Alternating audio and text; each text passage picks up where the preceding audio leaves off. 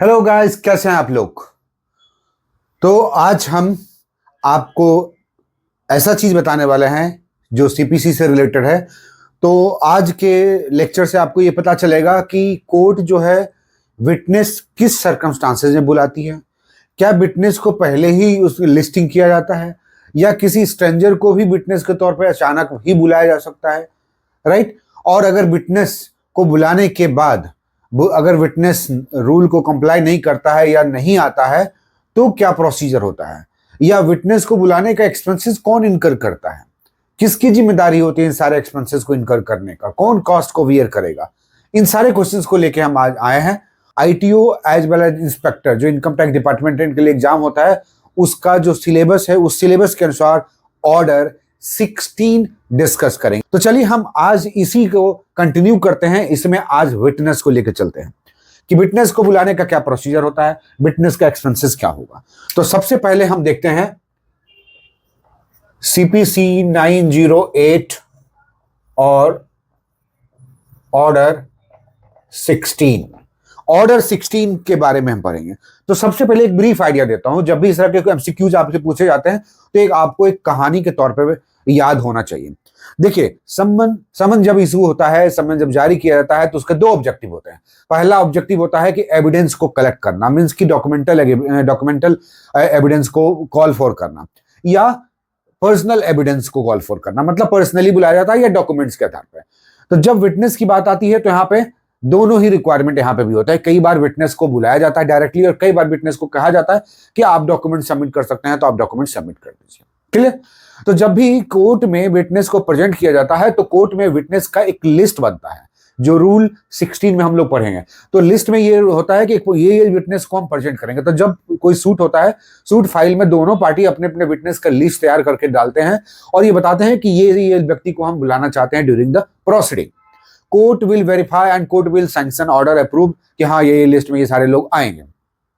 अब बात है कि विटनेस को बुलाने के प्रोसीजर में ये जो एक्सपेंसिव इनकर्ड होता है कि भाई विटनेस को नोटिस सर्व किया जाएगा, समन इशू किया जाएगा, समन में आने जाने का एक्सपेंसेस होगा सर्व करने के दरमियान, फिर जिस विटनेस को बुलाया जा रहा है उसके आने जाने का भी एक्सपेंसेस होगा। तो who will be bearing that expenses, who will foot the bill, है ना, ये कहावत है ना। तो यहाँ पे जो भी पार्टी अपने विटनेस को बुलाना चाहती है, जिसे भी समन देना कर चाहती है, उस पार्टी को ही सारे एक्सपेंसेस वियर करने पड़ेंगे, पहली बात। दूसरी बात है कि जो सर्विंग में जो आने जाने का एक्सपेंसेस होता है, जैसे सर्व करने का मल्टीपल तरीका हम लोगों ने देखा था कि समन कैसे, ऑर्डर 5 में हम लोगों ने देखा था कि कैसे समन सर्व किया जाता है। उन समन को सर्व करने के दरमियान जो एक्सपेंसेस इनकर्ड होते हैं, party who has called for witness और समन विल इनकर्ड और will bear the expenses. Secondly, जो विटनेस यहाँ पे आएंगे उनका भी एक्सपेंसेस एक पार्टी ही बियर करेगी। थर्डली, अगर वो विटनेस जिसे बुलाया गया उसे मोर देन 1 डेज डिटेन किया जाएगा या उन्हें और रहने की जरूरत है तो भी वो सारे एक्सपेंसेस को पार्टी ही बियर करेगी। नाउ अब एक्सपेंसेस क्या होगा। तो एक्सपेंसेस एक रीजनेबल एक्सपेंसेस कोर्ट के द्वारा डिसाइड की जाती है, फर्स्ट। सेकेंडली, कई बार होता है जब एक्सपर्ट को या डिग्निटीज को किसी को बुलाया जाता है तो एक रेस्पेक्टेड रीजनेबल स्केल पे एक पेमेंट या रिम्यूनरेशन, पेमेंट नहीं कर सकते हैं, कॉस्ट पेमेंट किया जाता है कि आपके आने का, जाने का और जो आपने समय दिया उसका सारा एक्सपेंसेस। क्लियर। अब नेक्स्ट पॉइंट आता है कि अगर हम जिसे विटनेस को बुला रहे हैं अगर वो नहीं आया तो, राइट। तो कोर्ट का जो प्रोविजन है उसके अंतर्गत ऑर्डर 16 में कहा गया है कि अगर किसी विटनेस को बुलाया गया और अगर वो विटनेस नहीं आता है विदाउट एनी रीजनेबल रीजन और without any lawful reason, then उनके साथ में 3 तरह का, मतलब बेसिकली 4 तरह का ऑप्शंस कोर्ट के पास अवेलेबल है। पहला कि वो समन इशू करती है, दूसरा उसको बुलाने के लिए, उसके प्रेजेंट को सुनिश्चित करने के लिए प्रॉपर्टी अटैचमेंट भी किया जा सकता है, करेक्ट। तीसरा, फाइन भी लगाया जा सकता है और चौथा, वारंट भी इशू किया जाता है, अरेस्ट वारंट भी इशू किया जाता है। मतलब क्या हुआ, किसी विटनेस को फोर्सफुल्ली या कोर्ट के थ्रू लॉफुल्ली अगर हर हाल में लाने की जरूरत है तो इन 4 तरीके को अपनाया जाता है, या तो फाइन या प्रोक्लेमेशन या अरेस्ट वारंट या अटैचमेंट ऑफ द प्रॉपर्टी। मतलब उसे फोर्स किया जाता है that you have to attend the hearing, right. और इस तरह से हम चैप्टर 16 में ये सारा चीज पढ़ते हैं। तो चलिए हम रूल वाइज देखते हैं कि किस रूल में क्या है ताकि आपको पता चल सके। सबसे पहले देखिए, जैसा कि हम लोगों ने बोला कि रूल 1 जो है इसका, विटनेस की बात करता है ना। तो रूल 1 में लिस्ट ऑफ विटनेस, मैं शॉर्ट में बता रहा हूं, लिस्ट ऑफ विटनेस तैयार किया जाता है किसके द्वारा भाई? By the party concern, by the party to suit concern, है ना। जो भी कंसर्न सूट के जो कंसर्न पार्टी हैं, जिनको लगता है कि witness should be called for, तो विटनेस को बुलाया जाए, तो ये सूट से रिलेटेड जो पार्टी है वही है, राइट। उसके बाद तीसरा पॉइंट जो रूल 1 में ही है कि क्या बिना लिस्ट तैयार, कभी कभी ऐसा होता है कि 15 विटनेस का लिस्ट दिया गया लेकिन अचानक ही 16वां विटनेस को भी प्रेजेंट कर दिया गया, तो क्या अलाउबल है? तो इसमें रूल 1 में ही आप पढ़ेंगे तो होता है कि कोर्ट जो है, bye the court unlisted witness को भी बुलाया जा सकता है अगर कोर्ट को लगता है कि ये रीजनेबल है, नोटवर्दी है और इस केस के जजमेंट में कंट्रीब्यूटरी होगा, हेल्पफुल होगा डिसीजन लेने में, करेक्ट। तो बाय कोर्ट के द्वारा भी, और इसे बोला जाता है स्ट्रेंजर टू विटनेस, भी स्ट्रेंजर्स को भी विटनेस के तौर पे लाया जा सकता है। प्लस में और भी इस चीज को देखेंगे अगर, तो ये चीज ध्यान रखिएगा कि रूल 1 जो है अ लिटिल बिट इनिशिएशन है with the making of the list, है ना, विटनेस के लिस्ट के बारे में। उसके बाद अगर हम नेक्स्ट पॉइंट देखते हैं तो ऑर्डर 16 में है रूल 1 में, रूल 1 के बाद अगर पढ़ते हैं तो रूल 2 है। जो रूल 2 की बात है उसमें एक्सपेंसेस की बात किया गया है। आपके एग्जाम के अनुसार एक्सपेंसेस की कहानी तो मैं बता दूंगा और आप भी समझ जाएंगे, रीजनेबल है कि भाई हाँ एक्सपेंस बियर करना है और रूल याद रखने की जरूरत नहीं। लेकिन आपको कभी कभी ये पूछा जा सकता है कि ऑर्डर 16 के रूल 2 में, रूल 2 जो है वो किससे रिलेटेड है? विटनेस को बुलाने से रिलेटेड, एक्सपेंसेस को बुलाने से रिलेटेड, सॉरी एक्सपेंसेस से रिलेटेड, या विटनेस को बुलाने से रिलेटेड, या प्रॉपर्टी अटैचमेंट से रिलेटेड, या अरेस्ट वारंट से रिलेटेड। क्लियर? तो आप ध्यान रखिएगा एक्सपेंसेस से रिलेटेड है कि भाई एक्सपेंसेस कौन इनकर करेगा? तो सबसे पहला आप ध्यान रखिएगा पार्टी जो कि कॉल कर रहा है, पार्टी जिसने, पार्टी कॉल्ड विटनेस, राइट। तो ये विटनेस को जो पार्टी कॉल करता है उसे ही। अब यहां पे एक चीज और देखिएगा, रूल 2 में प्रोविजन दिए गए हैं, नेक्स्ट प्रोविजन दिया गया है कि कॉस्ट क्या होगा, कॉस्ट के बारे में। एक्सपेंसेस, कॉस्ट कौन, एक्सपेंसेस कौन इनकर करेगा? तो पार्टी। कॉस्ट क्या होगा? तो कॉस्ट के तौर पे अगर आप देखेंगे तो इसमें बताया जाता है कि एक reasonable amount will be fixed for insuring the delivery of the summon for witness, first thing. Second thing, reasonable cost for witness for to and fro, मतलब विटनेस यहां आएगा और जाएगा, उसके लिए एक रीजनेबल कॉस्ट। रीजनेबल कॉस्ट मतलब ये नहीं कि 100 रुपया लगता है आने जाने का तो 10 रुपया देंगे, मतलब 100 रुपया लगता है तो 100 रुपया देना पड़ेगा, मतलब जो एक्चुअल कॉस्ट इनकर्ड होता है जेन्युइनली और मिनिमम में वही दिया जाएगा। क्लियर? तो मतलब party will make the payment, सम्मन भी पार्टी देगी विटनेस को कि भाई साहब आपको आना है और ये लीजिए एक्सपेंसेस आने जाने का। क्लियर? तीसरा इसी में देखिएगा कि जब एक्सपर्ट की बात आती है तो इसमें कहा गया है कि जब कभी एक्सपर्ट, जैसे मेडिकल एक्सपर्ट है, फॉरेंसिक एक्सपर्ट हैं, या लीगल एक्सपर्ट है, किसी और किसी से रिलेटेड क्राइम एक्सपर्ट हैं, राइट, या साइकोलॉजिस्ट हैं या साइकोथेरेपी हैं, जो थेरेपिस्ट हैं, इन सब को, एक्सपर्ट को अगर किसी एंगल से बुलाया जाता है तो उनके लिए एक रीजनेबल स्केल पे पेमेंट किया जाएगा। क्लियर? मतलब ऐसा नहीं है कि जो आम आदमी को 200 रुपया दिया गया है कॉस्ट के तौर पे तो उनको भी 200 दिया जाएगा, क्योंकि वो एक डिग्निफाइड एक्सपर्ट पर्सन है, तो उनके लिए भी कोर्ट विल डिसाइड कि what reasonable amount should be given to that person to come as a witness. Clear?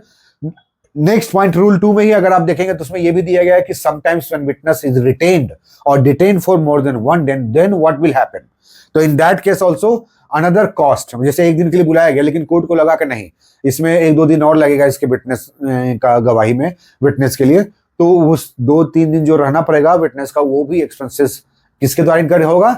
जिस पार्टी ने कॉल किया था। अब चूंकि इसमें एक्सपेंसेस या कॉस्ट में पढ़ेंगे तो इसमें बोला जाता है जब विटनेस को बुलाया जाता है तो 2 तरीके से पेमेंट किया जाता है, या तो इंश्योर करते हुए आप विटनेस को पैसा दे दीजिए, या कोर्ट के थ्रू पेमेंट होता है कि कोर्ट को उतना पैसा जमा कर दिया गया कि सर ये है फी आने जाने का या उनके आने का विटनेस के तौर पे, और ये आप इंश्योर कीजिए कि उसको पेमेंट मिल जाए और वो आए। क्लियर? चलिए नेक्स्ट पॉइंट है रूल 3 की बात। रूल 3 जो है tender of expenses of witness, तो ये छोड़ दीजिए, इसकी जो जरूरत नहीं है उसी से रिलेटेड है। Procedure when insufficient sum paid, अगर रूल 4 पढ़ेंगे तो रूल 4 में लिखा गया है कि अगर कम पैसा दिया गया या इनसफिशिएंट फंड दिया गया पार्टी के द्वारा कोर्ट के पास जमा किया गया विटनेस के रिगार्डिंग, तो how that amount will be recovered from the party for calling the witness. Can you guess it? बहुत ही रीजनेबल है, इसमें कोई लॉ पढ़ने की जरूरत नहीं। मैं हमेशा बोलता हूं कि law is always a natural law, nature के अनुसार, ह्यूमन बीइंग के एक जेन्युइन पर्सन के अनुसार जो थॉट किया जाता है। तो जनरली यही होता है कि जब मान लीजिए कि विटनेस को बुलाने के लिए 1,000 रुपए की जरूरत हुई, 1,000 रुपए जमा हो गया, लेकिन कॉस्ट ज्यादा इनकर्ड हो गया, या ऐसा लगा कि सफिशिएंट फंड नहीं है बुलाने के लिए क्योंकि बहुत दूर में रहता है वो आदमी, उसके लिए एक्सपेंसेस होगा, वो एक्सपेंसेस होगा आने जाने में, then the remaining amount will be covered through two way. First, कि भाई पार्टी को बोला जाएगा कि भाई balance amount you deposit in the court first. Secondly, अगर पार्टी वो पेमेंट नहीं करती है तो that amount will be recovered from the attachment of the movable property और removable property of the party. मतलब प्रॉपर्टी को अटैच करके वो अमाउंट, लैंड रेवेन्यू जिससे अटैच किया जाता है ना, जस्ट लाइक लैंड रेवेन्यू के थ्रू या तहत, या जैसा बोल सकते हैं लैंड रेवेन्यू की तरह ही अटैचमेंट के करके जनरेट किया जाएगा, ये रिकवर किया जाएगा। जस्ट लाइक जैसे हम लोग क्या करते हैं, डिमांड अगर पेमेंट नहीं होता है तो हम लोग बैंक अटैचमेंट करते हैं, प्रॉपर्टी अटैचमेंट करते हैं, फिर ऑक्शन अटैचमेंट में ऑक्शन करते हैं, पहले मूवेबल प्रॉपर्टी का फिर इमूवेबल प्रॉपर्टी का। क्लियर? और जो हमारा डी होता है, we just recover and the balance amount is to be handed over to the party, कि भाई हमारा लीजिए अटैच ऑक्शन किया, ऑक्शन में 100 रुपये आया, जबकि हमारा डिमांड 80 रुपीज था, then 20 rupees will be refunded. Clear? तो सिमिलरली रूल 4 में यहां पे दिया गया है। अब आते हैं नेक्स्ट जो है, expense of witness detain more than 1 day, ये बता दिया। 5, टाइम एंड पर्पस और अटेंडेंस। टाइम, पर्पस, टाइम, जगह, प्लेस, ये सारे जो है समन में फिक्स करके बताया जाएगा विटनेस को कि ये लीजिए समन, इसमें आपको इस टाइम पे, इस डेट में, इस पर्पस से आना है, और अगर कोई डॉक्यूमेंट की जरूरत है तो ये डॉक्यूमेंट्स लेके आना है। क्लियर? तो ये भी रूल में दिया हुआ है, जो कि रूल मैं बता देता हूं लेकिन याद रखने की जरूरत नहीं है। ये रूल 5 है जिसमें ये सारा चीज दिया गया है। उसी तरह से रूल 6 में बोला गया है कि अगर समटाइम्स डॉक्यूमेंट्स की जरूरत है तो documents can be represented before the court either through the witness himself और through the authorised representative. Clear? ये तो हम लोग भी जानते हैं कि हमारे डिपार्टमेंट में हम लोग क्या देखते हैं कि सीए जो है ऑथराइज्ड रिप्रेजेंटेटिव के तौर पे आते हैं एसएससी, है ना? तो either SSC will himself come और his authorised representative AR will represent before us. Next जो है इंपॉर्टेंट है 7A, summon to given to the party for service, जो कि हम लोगों ने पढ़ा था ऑर्डर 5 में। यहां पे 7A है इसका। 7A में कहा गया है कि समन इशू करने का 2 तरीका दिया गया है। पहला, कि जिस पार्टी ने कॉल फॉर किया है अगर उसी को दिया गया या उसी ने बोला सर लाइए मैं अपने विटनेस को मैं ही सर्व कर दूंगा, then that will be served upon, right? तो मतलब party himself will deliver the summon to the concern witness. Correct? दूसरा है थ्रू कोर्ट। तो थ्रू कोर्ट या तो अथॉराइज ऑफिसर होंगे, प्रोसेस सर्वर होते हैं, नोटिस सर्वर जैसे हम लोग तरफ होते हैं, तो वैसे ही उनके थ्रू ये नोटिस को सर्व करवाया जाएगा। क्लियर? और जितने भी सर्विस के दरमियान जो भी डिफिकल्टी आती है, जो भी प्रोसीजर है, वो ऑर्डर 5 में जो दिया गया, जो हम लोगों ने देखा था समन सर्व करने से रिलेटेड कि how summon can be serve, तो मल्टीपल चॉइस था, मल्टीपल ऑप्शंस थे अवेलेबल कि भाई डायरेक्टली पार्टी के द्वारा या कोर्ट प्रोसेस सर्वर के द्वारा या रजिस्टर्ड पोस्ट के द्वारा या कोई सबऑर्डिनेट ऑथराइज्ड ऑफिसर के द्वारा या फिक्चर के द्वारा या सब्स्टिट्यूटेड सर्विस समन भी होते हैं। सब्स्टिट्यूटेड मतलब क्या होता है, याद है आपको? ऑर्डर 5 में हम लोग क्या पढ़े थे कि समन को सर्व करने का एक और तरीका है, रूल 20 में उसमें था कि सब्स्टिट्यूटेड सर्विस। तो सब्स्टिट्यूटेड सर्विस ऑफ समन कैसे होता है? अगर आप लोगों को अभी भी याद होगा तो आप हमें कमेंट में लिख के जरूर बताइएगा। क्लियर? तो यहां पे भी सेम प्रोसेस होता है। उसके बाद आते हैं rule 10, procedure where witness fail to comply with summon. Rule 10, तो आप ध्यान रखिएगा, रूल 10 जो है प्रोसीजर बताता है कि अगर कंप्लायंस नहीं करता है, समन दिया गया विटनेस को और वो कंप्लाई नहीं करता है, तो उसके लिए क्या पर नॉन कंप्लायंस बोल सकते हैं। Non compliance of summon by the witness. Clear? अब इसके क्या क्या प्रोसीजर हैं या इसमें क्या क्या रेलिवेंट पॉइंट है उसको आप लोग नोट कर लीजिए। सबसे पहले देखिए, रूल 10 में बोला गया है कि अगर नॉन कंप्लायंस है तो एग्जामिनेशन ऑन ओथ होगा, ऑन ओथ। अब क्या चीज का? Of service. क्या सर्विस? सम्मन जो विटनेस को सर्व हुआ वो सर्व हुआ या नहीं, कोर्ट को कंफ्यूजन हो सकता है, तो इसलिए फिर से ओथ पे एग्जामिन किया जाता है प्रोसेस सर्वर का या ऑथराइज ऑफिसर जिसने सर्व किया है कि भाई तुम एफिडेविट बना के दो कि तुमने सर्व किया था या नहीं किया था, है ना। नो डाउट कि सर्व करने के बाद एक रिपोर्ट जाता है, लेकिन फिर भी कोर्ट में examine on oath of the process server और द सर्विस प्रोवाइडर। और सर्विस प्रोवाइडर मतलब सम्मन डिलीवरी करने वाले की, राइट। तो ये चीज एग्जामिनेशन होगा। नेक्स्ट जो होगा, दूसरा प्रोसेस जो आएगा वो आएगा प्रोक्लेमेशन। प्रोक्लेमेशन या उससे पहले मैं आपको बता दूं, कोर्ट के सेटिस्फेक्शन के बाद अगर कोर्ट सेटिस्फाई नहीं होते हैं या उनको लगता है कि चलो एक बार और बोलते हैं, तो री इशू किया जा सकता है, री इशू। उसके बाद प्रोक्लेमेशन, है ना, प्रोक्लेम किया जाता है कि भाई इसको प्रोड्यूस किया जाए, है ना, बुला के लाया जाए किसी भी हाल में, करेक्ट। तो इसका जो प्रोसेस होता है कोर्ट के द्वारा फॉलो किया जाता है। और उसके बाद अगर प्रोक्लेमेशन के बाद भी अगर नहीं सुनता है तो प्रोक्लेमेशन के बाद हम लोग जो करते हैं वो अटैचमेंट, राइट, और arrest of warrant, arrest of warrant. तो ये रूल 10 में दिया गया है क्लियर कट कि proclamation requiring him to attend, कि एक बार ऑर्डर पास किया जाएगा कि उसको बुलाओ कि भाई तुम अटेंड करो या डॉक्यूमेंट्स को प्रोड्यूस करो। नेक्स्ट जो है, और प्रोक्लेमेशन कैसे होता है, तो उसका प्रोसेस ये होता है कि वही नोटिस जो है फिक्चर की बात आती है ना, वो फिक्चर बे में उसके हाउस के ऊपर या conspicuous place of that person house will be pasted fixed.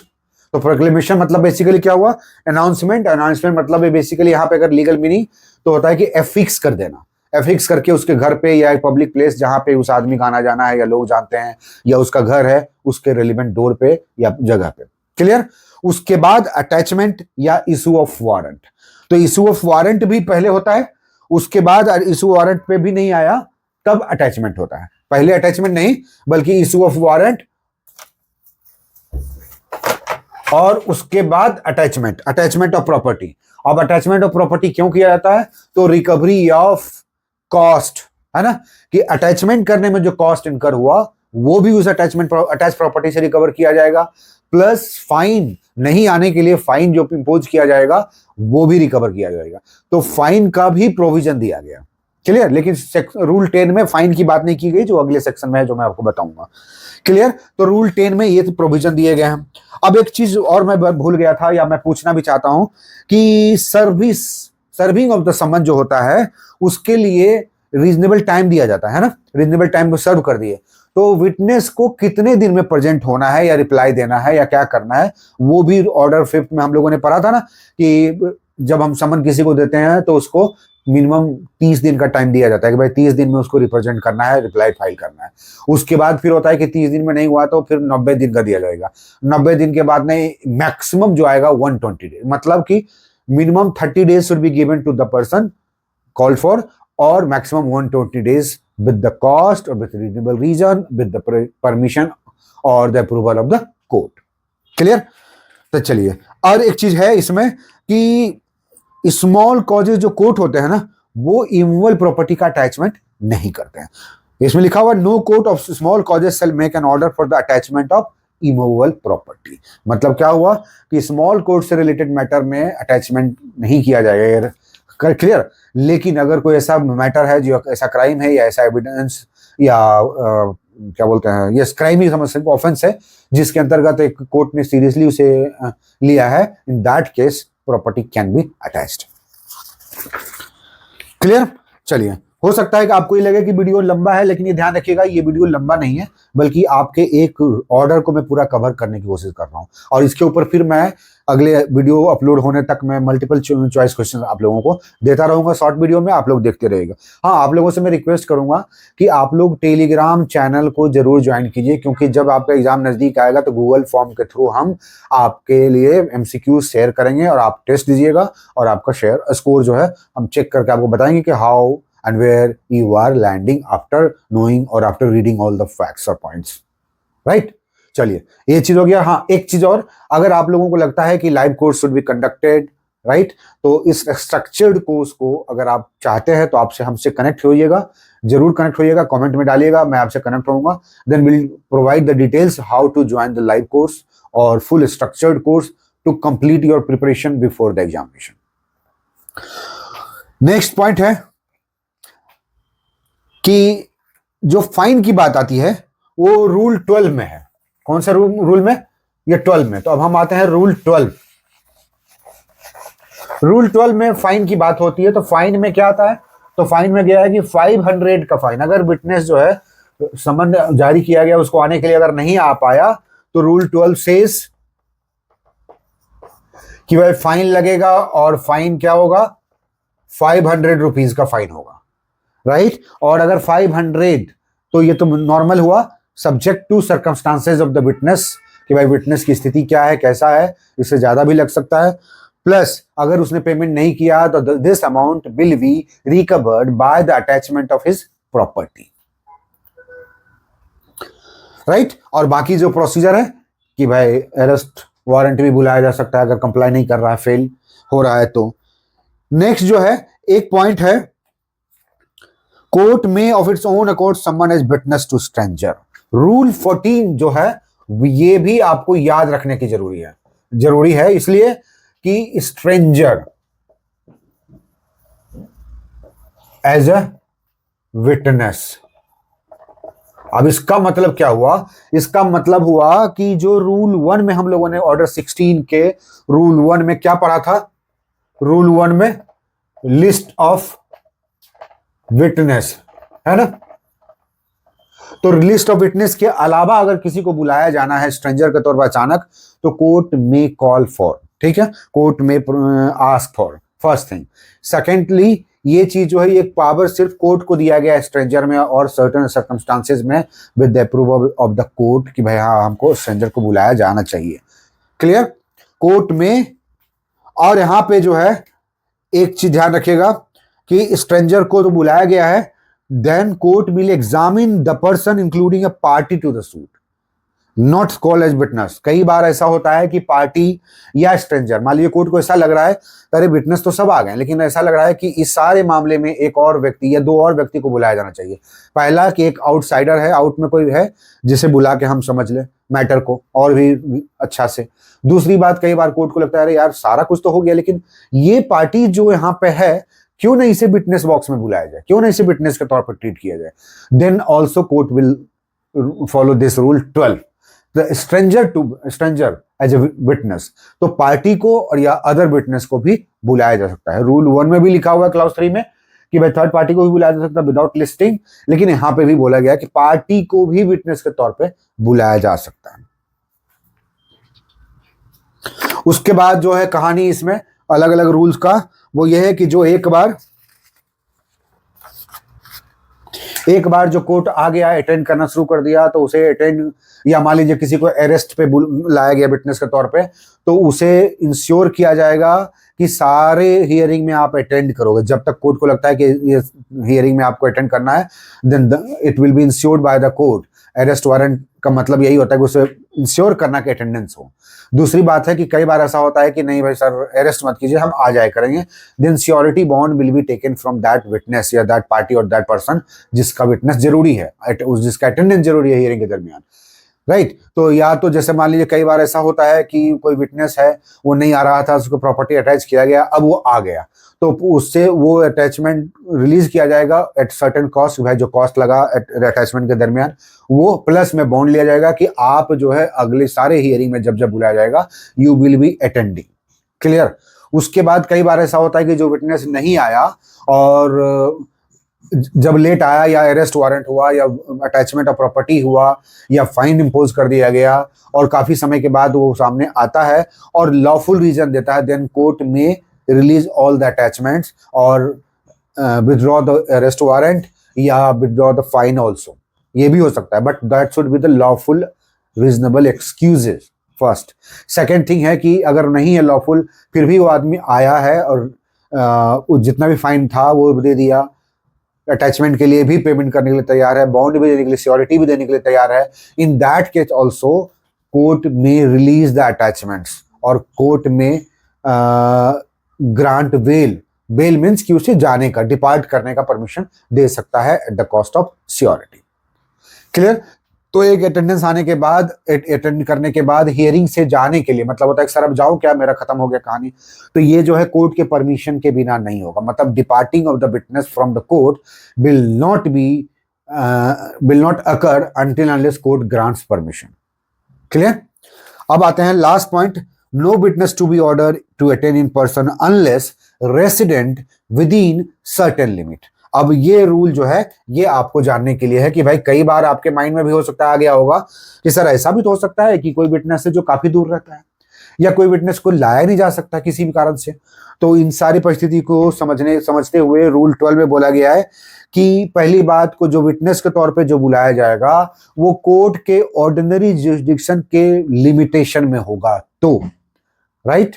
दूसरी बात है कि अगर बियॉन्ड जुरिसडिक्शन है लेकिन डिस्टेंस जो है 100 या 500 किलोमीटर के दरमियान में है, तो 100 किलोमीटर के अंतर्गत है तो बुलाया जा सकता है, लेकिन 1 से 500 किलोमीटर में है तो 500 किलोमीटर में स्टीमर, रेलवे, ट्रांसपोर्ट, इन सब को ध्यान में रखते हुए टोटल डिस्टेंस का, मतलब विटनेस के घर से लेकर कोर्ट तक के टोटल डिस्टेंस का 5th 6th मतलब अराउंड 72 या 70% आता है, अराउंड 72% के आसपास के डिस्टेंस के लिए अगर ट्रांसपोर्टेशन अवेलेबल है देन ऑल्सो विटनेस में बी कॉल्ड। क्लियर? और कॉस्ट तो इनकर्ड जो होगा वो पार्टी बिल भी है, वो तो उसमें तो कोई प्रॉब्लम नहीं है। तीसरा पॉइंट जो रूल 12 में 19 में है, मतलब बेसिकली क्या कहते हैं कि ज्यूरिसडिक्शन,